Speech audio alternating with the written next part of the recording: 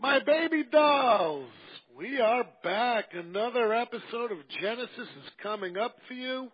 As always, I am your host, the Master of Ceremonies, Ian Kahanowitz, and today we are looking at perfect. And no, I don't mean a perfect 10. I mean a perfect game. And we have author Joe Cox in his wonderfully researched book, Almost Perfect, The Heartbreaking Pursuit of Pitching's Holy Grail, as we talk more baseball on Genesis. And, of course, before we even get to the book and even before we get to the bio of Joe, we are on the Comfortably Zoned Radio Network with the Zigzag Man, Ralph Tycho. And earlier today, I did my weekly podcast with Ralph, Giants Baseball, and that's a Z in there, for the Zigzag Man.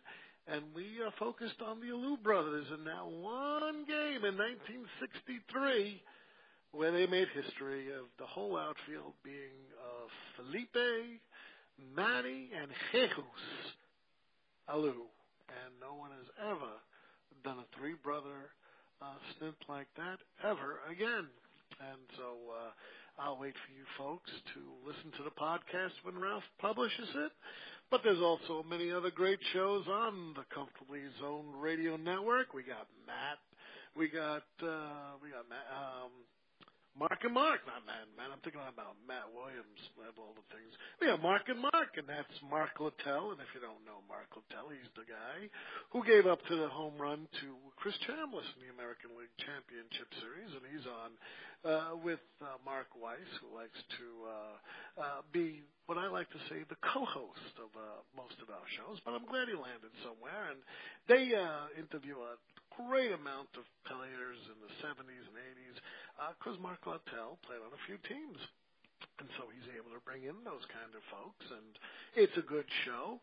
We also have on the Comfortably Zoned Radio Network, we got Alan Blumkin, famous Sabre historian, and famous noted author Dave Nemec's Baseball History and Trivia. And I am honored to be their permanent guest because I can't touch those guys. I read these guys' stuff when I was a little boy back in the 70s and early 80s, and 40 years later, if you would have told me I would have been on a show with them, I would have thought you nuts. But I also do Oakland A's baseball with Ralph, and you got Weighted Donuts with Ralph. You got Dodger baseball with Ronnie Rabinovitz, and you have Seattle and Washington Senators and Minnesota Twins baseball with Glenn Case Jr., Ronnie Rabinovitz, and a few others. The network's just growing, folks, and like I said, complete honor to be here. We have Peter Golenbach's University. We got Hal Bach on a show with Ralph and all these noted writers. We're bringing you history lessons and baseball learning with every show. And, of course, now we turn to another learning experience, and Almost Perfect. And, you know what I like about this book? Not only does it chronicle these almost perfect games from about 1908 to the present, but it also has famous pitcher Jim Bunning, who does the forward, which will get Joe to tell us how he got Jim Bunning. He starts off with a great phrase, which, again, it couldn't be any more truer. It breaks your heart. It is designed to break your heart. And that quote was by former Major League Baseball Commissioner Mr. Giamatti on baseball from his essay, The Green Fields of the Mind. And when you're talking about a perfect game, you are talking about such superstitions where I know by hearing the accounts and reading what goes on, when something like that is going on during the course of the game and everyone's sitting in the dugout and there's a no-hitter going, there's a perfect game going, no one's talking to the pitcher. Superstition is like if the pitcher starts opening mouth, people are moving to the other side, like get away from me. They know what's going on. They read that scoreboard. And this book has been praised, and I am honored to have had all these three people on my show: Jason Turbo, who just wrote Dynastic, Bombastic, Fantastic, Reggie Raleigh, Catfish, and Charlie Finley's Swinging A's. And he rated this book excellent. And, of course, Turbo Show will be released in a few more weeks. And we had Tim Wendell, and I've had him on my show twice. Another one that says the book is fantastic. And, of course, we have Dan Epstein, who I was on twice, maybe three times. Twice on Big Hair and Plastic Grass, and one on the 76 season. And they all rated this book awesome. The research is awesome. As for Joe, he is a member of SABRE, which, again, if you don't know, is the Society for American Baseball Research, and is the co-author of many multiple sports books, including Fighting Words, Kentucky versus Louisville, and Voice of the Wildcats, Claude Sullivan, and the Rise of Modern Sportscasting. He lives near Bowling Green. Unfortunately, he's an attorney like I am, so he went to too much schooling, but I don't think he's gone to schooling as much as I did, because after law school, I got 2 more masters. I don't think he was that crazy enough after taking the Kentucky bar to do so. But without any ado, welcome to the show, Joe. Thank you, Ian. Pleased to be joining you today. Oh, you know, you didn't go to school after the bar. That was it, right? You just called it a day with education, right? That's it. I'm finished with it, unless you know something I don't. Well, yeah, I do. I knew another 6 years of school, getting my master's back in accounting and getting a master's degree in history before getting my law degree. What got you interested in this topic? Because it is a fascinating topic, Joe. Yeah, I'd read a couple of books about perfect games, which is certainly something worth studying and writing about. But about the third one of those I read, I kind of went back through my own fan experience and thought, well, what about the guys who got right down to the end of a perfect game and then didn't get it? The Mike Mussina game in 2001, I remember watching in my college dorm room on TV. That was one I kind of had never forgotten. And, of course, anybody who was following baseball in 2010 when the Armando Galarraga game happens, that's one of those unforgettable baseball moments that you remember where you were when Jim Joyce kicks the call and cost him a perfect game. So these games had kind of stuck with me, and I thought, well, let's see how many times this has happened. It turned out there were 13 pitchers who'd gotten down to the 27th out and lost a perfect game. And then there were a couple of outliers, a couple of guys who did get 27 in a row, but still, because of circumstances beyond their control, end up not getting credited with a perfect game. So I ended up with 16 different pitchers, 16 different stories, and the more I started diving into them and researching them, the more I realized, that there was enough meat on the bones, so to speak, that we had a book here. We had stories worth telling for baseball fans and scholars.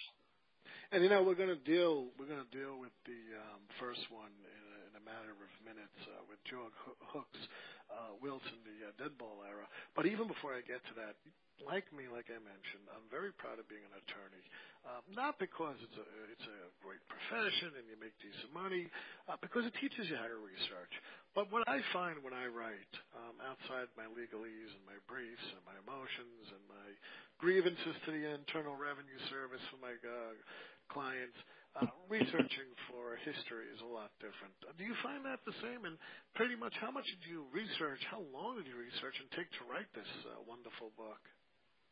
Actually, yeah, there are some similarities. The one thing that I think was universal between researching baseball and researching law, you hit that point in research where you go, have I done enough? Have I dug enough? There's always another case. There's always another book. And I kind of used the rule of thumb that when I started to circle back and see the same things popping up, when you pull a new case and go, oh, maybe this will be helpful, and you recognize the four main cases you've already talked about, and you go, okay, maybe I'm starting to cover my bases here. And it's kind of the same with baseball, but very different.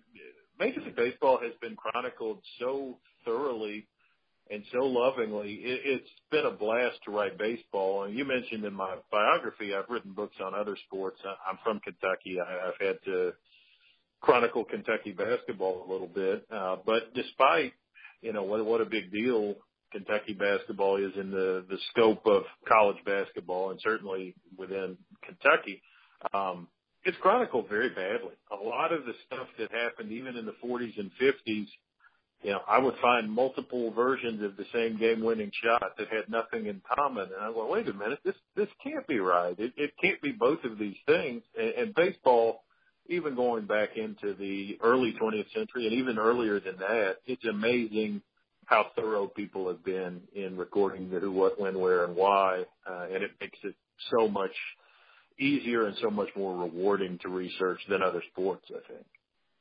Well, let me ask you this. Because you use a lot of newspaper and magazines as well. I'm researching for a book I'm going to be writing on Ty Cobb and Tris Speaker and that whole gambling thing that could have became a scandal 7 years after the fact.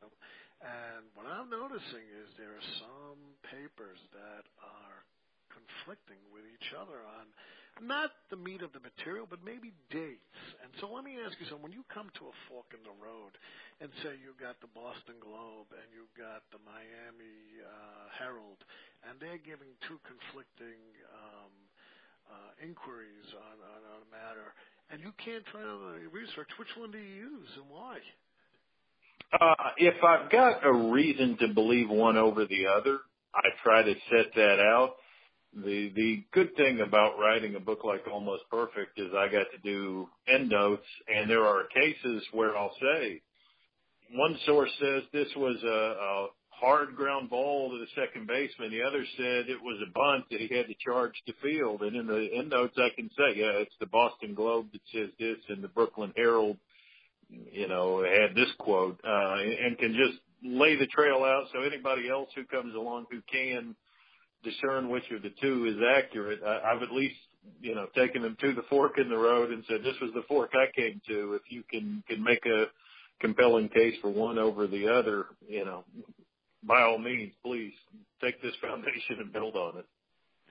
And you start pretty old, and for anyone who knows me on Facebook, I do have, the Ty Cobb and the Dead Ball era page, and no one else has that page, and there's thousands of people in there, and I'm into Dead Ball, research every day, posting stuff on it. You give a great example here with George Hooks Wiltz on July 4th, 1908, in the game with Philadelphia and the New York Giants. What went on there? Well, Hooks almost pitches the second perfect game in Major League history. It's a doubleheader on July the 4th. This is the early game. Apparently it was a beautiful day in New York City, and Hooks goes out and just absolutely buffaloes Philadelphia. The problem is Philadelphia's got a pitcher named George McQuillan, who I came across somebody who referred to him as the Doc Gooden of the Dead Ball era, which is incredibly confusing, but yet, kind of gives you an idea that this was a guy who, in the infancy of his career, immediately was one of the best pitchers in the game. So it was a pitcher's duel that day in New York, and it's 0-0 through 9. Nevertheless, Hooks gets himself into baseball history, setting down 26 guys. He's facing the opposing pitcher for out 27. He gets 2 strikes on him and throws a pitch that everybody in the ballpark knows is strike 3. We're going on to the bottom of the 9th. The only problem is Cy Rigler, who's working home plate, just flat out misses it. To his credit, he owns up to it later. The newspapers, you talked about how the newspapers will differ on certain things. That's one thing that I found about 4 different accounts, and everybody says Rigler just flat out misses this 2-strike pitch that should have ended the 9th inning, which wouldn't matter. I mean, McQuillan is I think, a 151 career hitter, except that on the next pitch, Wiltsey hits him in the stomach.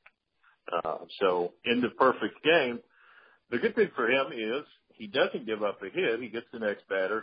When the Giants don't score in the 9th, he goes out in the 10th inning and keeps his no-hitter alive, goes through the 10th inning. And finally, in the bottom of the 10th, the Giants scrape together a run and end the game. So no perfect game, but a 10-inning no-hitter, which gets some pretty effusive praise in the sporting press at the time. And was just one of many, many interesting things that happens in the summer and fall of 1908 for the New York Giants. Yeah, and you mentioned, that's a strange season, the 1908 season. I think the Cubs won the World Series that year, but again, you got Merkel's boner, as I recall, back then. Mm-hmm. That's right. Yeah. And Wiltsey may have been the first base coach who doesn't make Merkel go down and touch second. Which it's funny, usually in baseball you have multiple guys running to take credit. But in the case of Merkel's boner, you have three different possibilities as the first base coach. Nobody's entirely sure. That's one of those places where I have to just document the fork in the road. But it may have been Wiltsey who's at first base who doesn't say, kid, get down there, touch second base, let's end this game, and ends up thus costing the Giants the pennant. And you know something? This guy has a little similarities to you. You're an attorney, and you do real estate law as well. And he got himself, he's selling real estate in upstate New York and Syracuse over here after his playing days are gone. Yeah, he has a great career, and it had to be an incredible thing on those Giants teams that tried to kind of bring out the incredible contradiction that you have to bring out with the early Giants, which is you've got the combination of rough, tough John McGraw is the manager, and the so-called Christian gentleman, Christy Mathewson, is the star of the team. And if you could pick a pair of unlikely, baseball bedfellows, so to speak, it's probably McGraw and Mathewson, but they make it work. That's right. And as we move along with the years here, in 1917, and I believe, if memory serves me correct, Ernie Shore was the first Major League Baseball player to enlist, and you wrote, of course, that many of them avoided it. But I'm thinking he was the first one to enlist. But anyway, guy had a perfect game in relief of none other than Babe Ruth. Let's talk about that.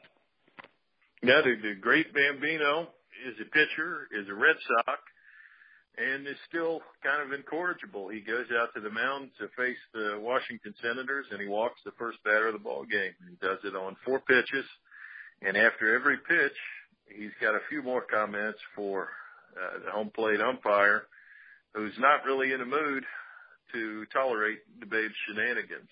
And lo and behold, ball 4 comes through, and Ruth charges the home plate umpire. Brick Owens is his name. And throws some punches. Now, he may have grazed him, he may have hit him. This is one of those areas where the contemporary record is not entirely reliable. But in any case, Fracas breaks out. Ruth is ejected. Ruth's catcher is ejected. And the Red Sox are stuck at the moment, just kind of looking around and thinking, what are we going to do? And Jack Berry is the manager, and he tells Ernie Shore, go out there and kill a little time, see if you've got anything. If you don't, I'll get somebody else going and get you out of there. But lo and behold, Shore has the game of his life. He goes in there, and the base runner who got the walk tries to steal on the first pitch. Probably a smart move with an entirely new battery in the game, except that he gets gunned down. And then Shore sets down the next 26 guys and arguably pitches a perfect game. May have thought he pitched a perfect game. It was a debatable point until the early 90s when the MLB statistical grand poobahs say that, no, that doesn't count as a perfect game. And what do you think about that? Do you have to pitch a whole game to pitch a perfect game? Well, that's the distinction that's drawn. The argument is you do. Nobody else has ever been in this situation, and it's hard to fathom that it will ever happen again. You know how it is between law and baseball. You don't like to make a rule that's going to apply to only one case. You want to have a set standard rule, but this is the ultimate single case rule. I mean, whatever happens with Shore is probably going to rest with Shore forever. If it's not a perfect game, it may be even harder to do than a perfect game. Yeah, I know how it is in the law. One of the partners who I used to work for became a judge, and I had a motion in front of him, and he just threw out black letter law and let the person slide. And I'm like, for so many years, you just like, we're in the nature of judges, and the bench just throw it right out. You know, he really has a very remarkable career after baseball over here, and he had hard times in the Depression, but then he became a sheriff in North Carolina. Yeah, it puts in a long and apparently very successful career. One of his accomplishments in that role, his particular jurisdiction is one of the first, I think maybe the first, to put two-way radios in their cars so they can communicate better. But the last word on shore has to be one writer who commented on him, and I am reading the quote because you couldn't make it up. He was widely known as a kind and fair sheriff who loved nothing more in the world than a good possum dinner. Yeah, I mean, and he lived to a ripe old age, too, of 89, and he was married for about 54 years, you're right. And that's a good story. Those are the types of stories that really make you feel like, hey, this guy almost had fame. He wasn't as famous as Ben Bambino, but look how he affected society in another way. However, our good friend Tommy Bridges over here, well, he's a little checkered in his after baseball. Well, what happened here on August 5th, 1932? Well, Bridges is another one of the 26 out guys. He gets down to the last out. The controversy on Bridges, his game is a 13-0 game, again, against the poor, hapless Washington Senators, who seem to feature in almost every one of these games, early on anyway. He gets down to the last hitter, and Walter Johnson is the manager of the Senators, and he sends up a pinch hitter for the pitcher. Now, in modern baseball strategy, that's a no-brainer. But at the time, it was apparently somewhat controversial, enough so that Johnson makes sure to seek out Bridges after the game. And we were not told what the conversation was, but it's pretty clear based on some of the criticism that Johnson's probably going over there and saying, no hard feelings on this. I'm just going after it to win the ball game, or admittedly down 13-0 to play the game to win the ball game. But for his part, Bridges is a good sport about it and says, I would have done the same thing. I didn't want a cheap, perfect game. I wanted to earn it, and that's the way you should play it. And it's never a controversy again in the rest of these. It's often a pinch hitter who breaks up the perfect game. But Walter Johnson is the guy who has to be the one to kind of set the protocol and say, no, we're not going to hand over a perfect game. We're going to fight till the last pitch. And pinch hitter Dave Harris goes up there and gets a base hit and keeps Bridges from a perfecto. And he never really had that kind of career after really this year or the perfect game, and it even got worse for him after baseball. What went on there? Yeah, Bridges is a guy who, checkered is a good way to put it. Going through his file at the Baseball Hall of Fame, you see some pretty thoroughly unusual things. He got himself involved with a married woman, and there's apparently some violence that came out of that. He starts popping up in the media for the kind of things you don't want to pop up in the media for. And it's pretty clear in retrospect, Bridges was an alcoholic. Got some comments in here from some former teammates who ran into him after baseball and just said that it was disgraceful, the condition he was in, that people would try to help him, but he was pretty firmly in the grasp of the bottle at that point. It's one of those things. So some of these guys are guys who had mediocre careers and have done amazing things since, and some of these guys are guys who had pretty good careers. Bridges, you can make a straight-faced case for Bridges as a Hall of Famer. I don't think he's quite at that level. He's probably a Hall of Very Good sort of guy. But it all fell apart for him once he got off the pitching mound. Yeah, I mean, it's just one of those things that, baseball is the crop of their career. I mean, they're playing a kid's game. The Depression is pretty much in full swing in the 30s, which brings down baseball attendance. As you get a good game like this, people are excited. You just don't live up to that expectation. Now we have something. Well, let me ask this before you even get to 1958. Do you remember Andy Hawkins with the Yankees in 1990 where he pitches a no-hitter but loses 4-0? Yeah. Gets some sloppy defense behind him and loses the ball game. I sure do. Now, let me ask you, wouldn't that be like a good thing for a book? Those who have pitched like no-hitters, and still lost. I'm not sure. I contributed. Sabre has a new book out here in the last month or two on no-hitters, and at the same time I was researching this, they were working on that, and I said, well, let me help you out. So I did some work on that book. I know Andy Hawkins is in that book. I'm not sure they didn't pick out every pitcher who lost their no-hitter, because, yeah, those are some truly crazy stories. And a 4-0 loss no-hitter, too. That really blows the mind, you know? Yeah, and now we get to Billy the Kid. We get to Billy Pierce. And what went on? And, you know, Sam, this wasn't a great turnout either that day on June 27, 1958. What went on between the Washington Senators and the Chicago White Sox that day? Now, here we are again with the Senators, which means somebody's about to almost get a perfect game pitched against them. I guess we should give the Senators credit. They always seem to break these things up. And Pierce, you know, is one of these guys. I called Pierce's chapter, Billy the Kid, What More Do You Want? And it's because What More Do You Want was something he said after the fact about his career. Pierce is a guy who wins 200 and odd games, almost pitches his way into the Hall of Fame, but as yet hasn't been awarded that honor, but refused to have anything negative to say about it. Loved his experience in baseball. And this particular game, he said at the time, missing a perfect game really didn't mean that much to me, but as years have gone on, you know, I think he thought it really would have been something to pull off. He gets down to batter 27, the pinch hitter, a guy named Ed Fitzgerald, and the first pitch to Fitzgerald, he pops the ball. It's one of those things you hate to give up, the blooper that lands in between the first baseman and the right fielder, and probably wasn't fair by more than a couple of feet. It's a double for Fitzgerald. It ends the perfect game.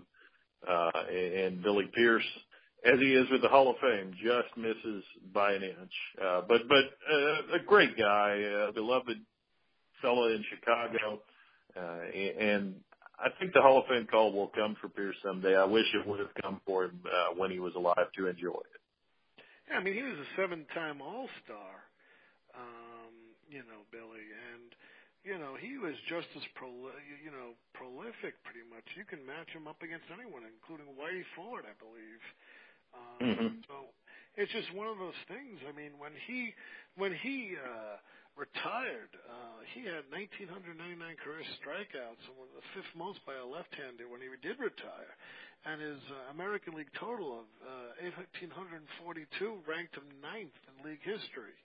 He was 10th amongst left-handed in careers at 211, 6th in games started, 432 in games pitched, 585, 8th in shutouts. Who's going to get 38 shutouts today?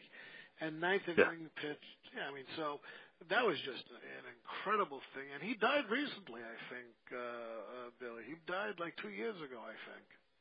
He did, and in fact, I had reached out to the White Sox to talk with him. And they got back with me and said he's in some health problems at the moment. Maybe circle back in a couple of months. And about a month later, I got the word that he had passed away. So I regret that I didn't get to speak with him. The upside of that was that when I got to the Hall of Fame, there was a very nice interview that someone had done with him on audio tape, and it's not the same. I didn't get to pick his brain too much about the Washington Senators in June 27th, 1958, but you did get a sense for his career and what place this game held in it. And now you had fellow Kentuckian Jim Bunning. He does the forward here, and he just passed away 3 weeks ago.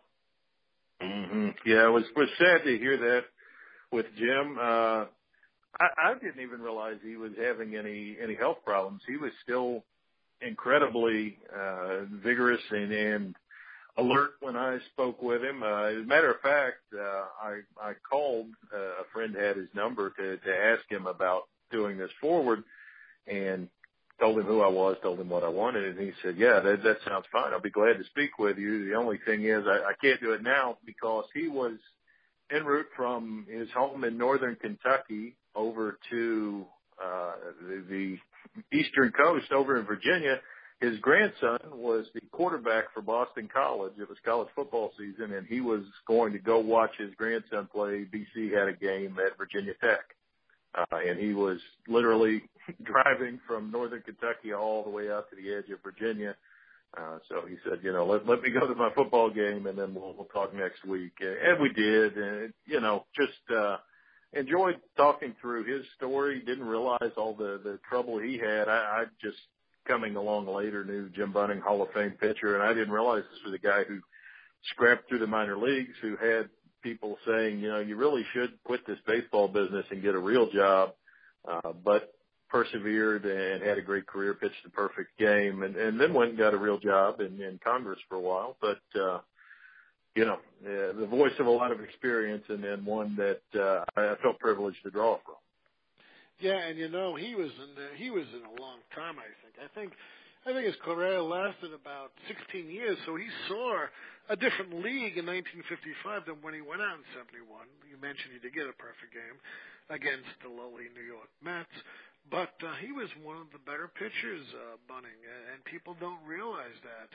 History is hasn't been too vocal regarding Bunning, but when he died, I think a lot of good sentiments came out of a few weeks ago, and then people started digging in on who he was and how he affected people. But let me ask you this, regarding politics in Kentucky, did the folks like him? Did they love him? Was he like the workers' man champion? If he were alive, I might plead the fifth a little bit on this, but not to defame him in his absence, but he was kind of a polarizing figure, and it never came up. I suppose if he'd asked, I would have been honest and told him I didn't vote for him. But he was definitely somebody who would fit in the modern climate in terms of having a very definite idea of the direction that he wanted for Kentucky and that he wanted for the nation, and didn't have a lot of time for folks who disagreed with it. And it's the polarization even follows after his death. And for me, it was about his baseball career and his willingness to help me out when I needed his assistance more than his politics. But definitely how he was remembered and eulogized probably differed widely depending on which media outlet you were getting your tribute or denunciation from. And so now it's bringing me to my favorite story here. And here's a guy who gets not 27 batters up, but 36 for God's sakes. He's playing on Pittsburgh against the Milwaukee Braves, and you have Hammering Hank, and you got all of the great players. We're talking about Harvey Haddix. What's going on with Harvey? Harvey, I called it the greatest pitching performance in baseball history. I think it is. I think of the many things in baseball that we've seen that we'll never see again. First on that list has got to be a guy mowing through not 3 but 4 consecutive trips through a big league lineup with a perfect game. And it kind of boggles the mind. I mean, you think about it, you see a fair number of pitchers go 6 perfect innings, go 2 trips through the lineup. But the 3rd trip through the lineup, that's when the pitcher's starting to get tired. That's when the hitter with 2 at-bats to bank on starts to figure him out. It's not an accident that statistically, I'm sure the vast, vast number of perfect games have probably evaporated around the 7th inning. But Haddix completes his 2nd trip through, his 3rd trip through, and then goes through it a 4th time. Unfortunately, he had the bad luck to be going against Lou Burdett, who, we build up Haddix. Maybe we should build up Burdett. Burdett pitches 13 innings and gives up 12 hits, but doesn't give up any runs. So his game is the polar opposite of Haddix's. He's putting people on all night, but the Pirates can't get him in. And so finally in the 13th inning, Milwaukee breaks through, scores a run off of Haddix. Even then, in bizarre circumstances, it's an error, a sacrifice bunt, an intentional walk to Hank Aaron, and then Joe Adcock ends the perfect game's gone, ends the no-hitter, ends the shutout, ends the ball game with what looks to be a home run. Unfortunately, in the confusion of the moment, Adcock passes Hank Aaron on the base path, so we have a 1-0 game that ends with what should have been a 3-run walk-off homer. And you know what's interesting regarding that? It's almost like, you know, Haddock wasn't even paying attention. He just decided to pass Aaron. How do you do that when, you know, yeah, all right, fine, it's a walk-off, but you should know the rules. It's almost as bad as Merkel's boner over there, you know. He's not gonna touch second base. He's just gonna walk off the field when the winning run comes in. I mean, That's it.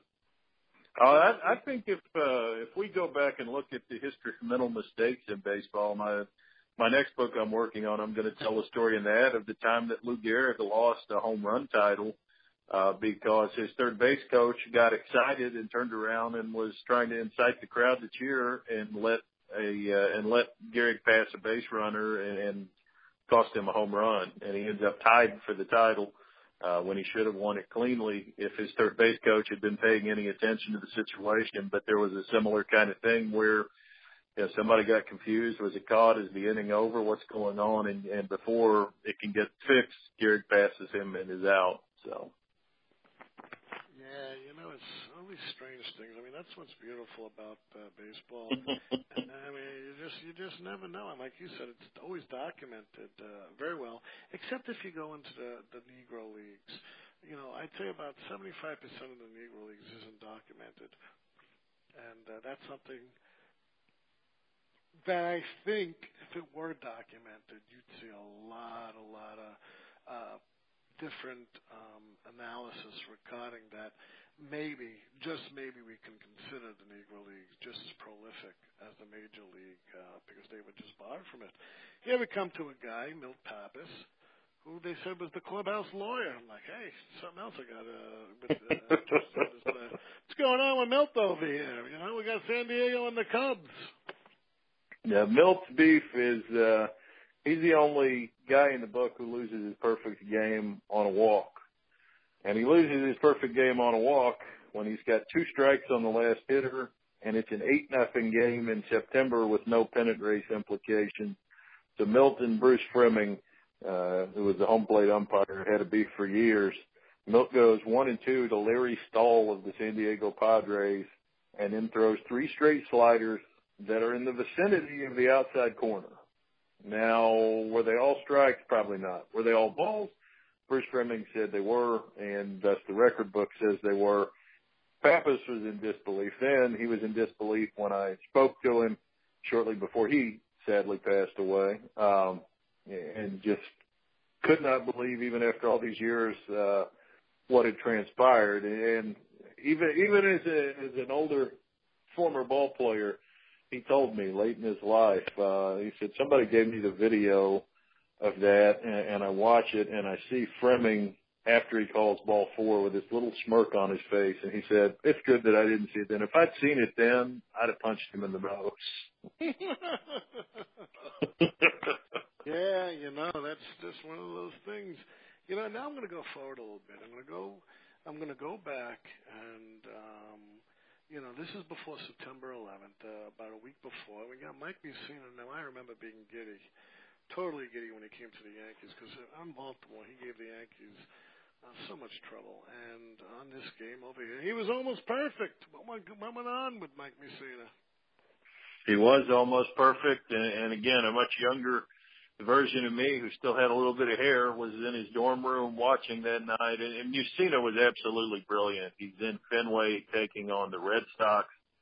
So not only do you have a legendary pitcher who I think will be a Hall of Famer sooner rather than later, you've got that great rivalry, and you've got a near-perfect game, and Mussina, just everything was working. You watched him pitch, and my reaction when his perfect game was broken up, I remember I just shook my head and said, I'm not sure that I'm ever going to see a guy pitch a perfect game because you can't pitch better than Mike Mussina just pitched. Everything's working for him. He gets to the ninth. The Yankees, who had struggled off of David Cohn, who authored a perfect game himself, of course, finally get Mussina a run in the top of the ninth. It's 1-0. He gets in the bottom of the ninth. He gets 2 outs. He gets 2 strikes on Carl Everett. And the 1-2 pitch, Everett just takes it into left center, dumps a very clean base hit, ends the perfect game. And just it has to be devastating. I played in the book off of Bucina's joking nickname as Mr. Almost. He's a guy who spent his whole career, sometimes by choice, sometimes by circumstance, on the edge of these amazing accomplishments, which kind of diffracts attention from what an amazing player he was. And this has got to be one of the worst of those moments. But again, you alluded to time, and what happened 9 days later really puts baseball in perspective. Although, with the aftermath of 9/11, it really gave the Yankees an opportunity to mean something very special to their community in a way that baseball has done at its most pure points, and it did then. And I loved the Moose, and I remember that game, and I was really upset when he lost his perfect game because, he finished his career with 20 wins in the last season, and that was his only 20-game win season, and his control was unbelievable. Now we're coming to a story which I remember, and of course makes the case for instant replay. We got Mr. Galarraga here, and we got Mr. Jim Joyce, who, although he botched the call here, still was rated on the top of his profession as being an umpire amongst his peers. And what I mean there is the baseball players. What happened with Galarraga over here? Yeah, Galarraga, this is the game that if you remember one of these games, if you're old enough, it might be Haddix. If you're not old enough, it's Galarraga.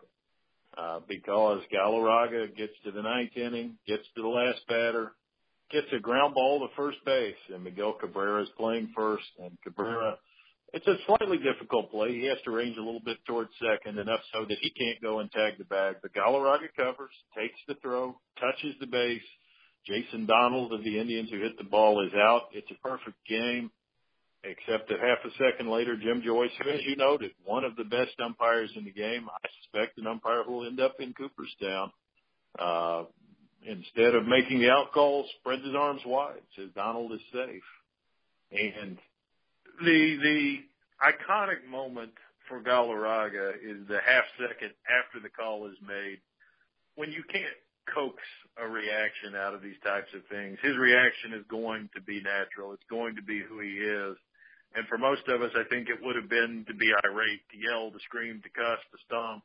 And Galarraga just turns and gives him this smile like, you got to be kidding me.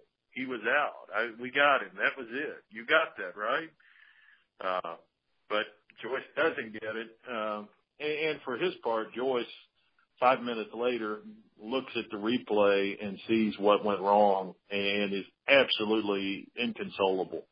Apologizes to Galarraga, has a press conference, and tells the assembled media, quote him directly, that he kicked the shit out of the call, and that he feels terrible about it.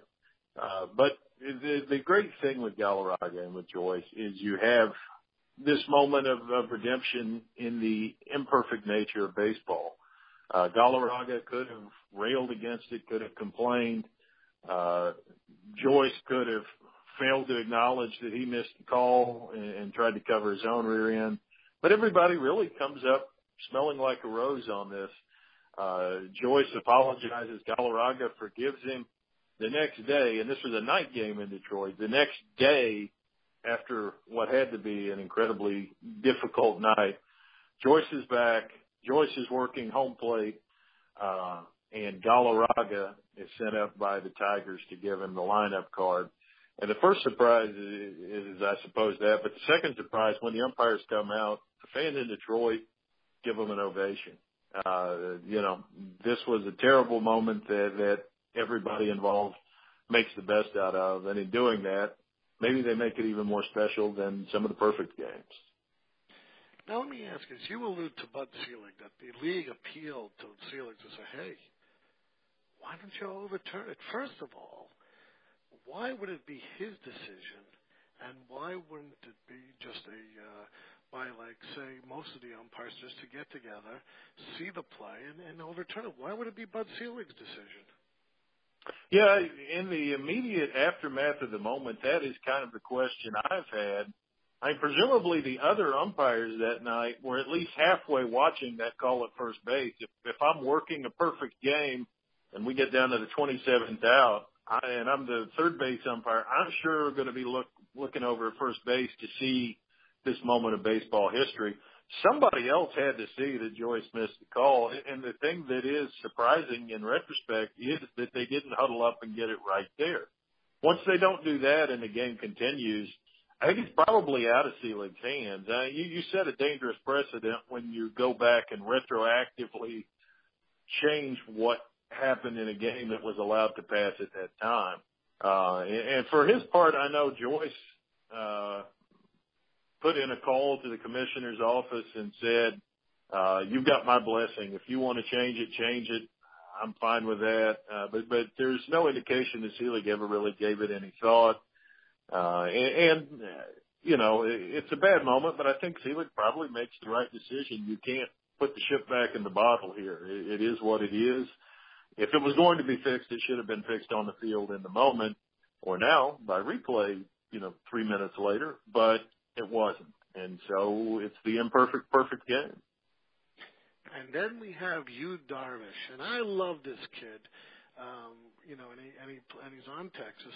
What happened with you over here?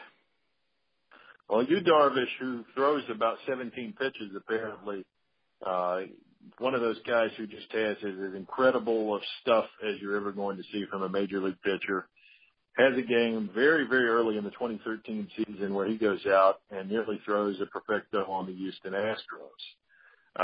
The fun thing about talking about Darvish is I used it as kind of a jumping off point to tell the history of Japanese baseball, which I didn't know a ton about coming in, but got some incredible stories behind the cultural history over there and how it's kind of melded into Major League Baseball over the years, thus paving the way for Darvish and his great game.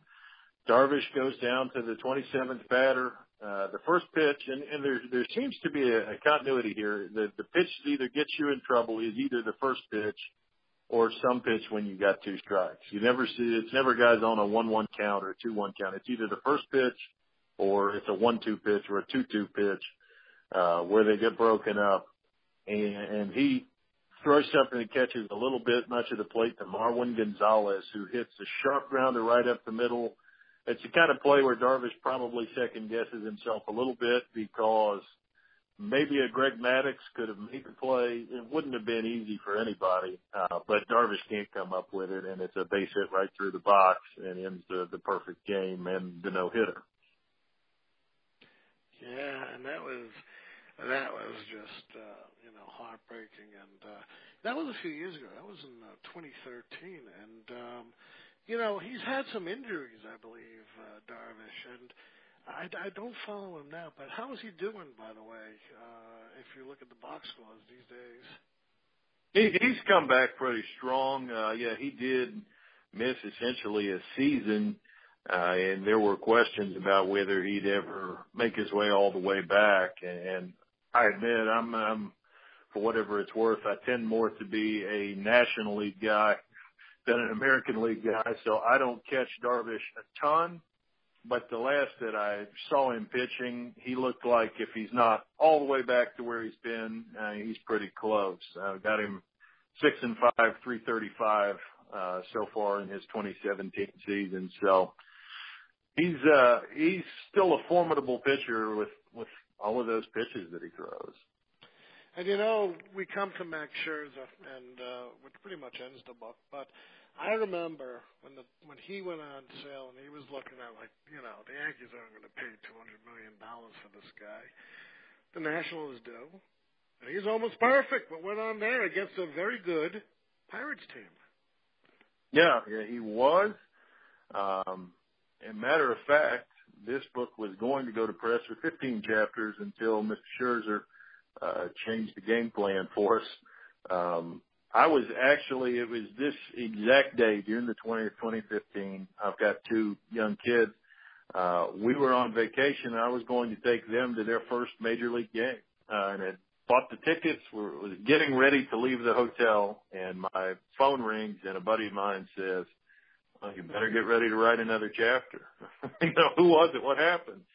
It's Scherzer.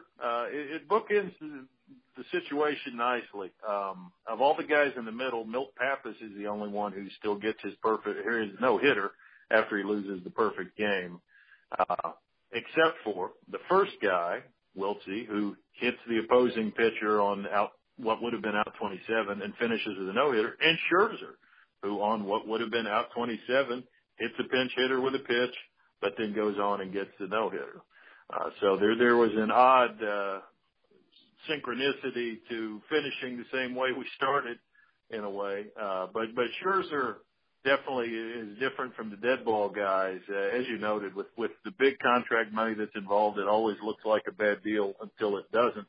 And he certainly produced with flying colors for the Nationals, pitched 2 no-hitters in that 2015 season. Had the game last year where he struck out 20 batters. Just an absolute force to be reckoned with. And I don't believe in giving people that kind of money like Kershaw or Scherzer, but they are the cream of the crop. And every time they pitch, I'm thinking, well, it's lights out like Ron Guidry of years ago, or Roger Clemens, or I know you had Dave Stieb in there as well, which I didn't get to, but that's fine because he also hurt the Yankees.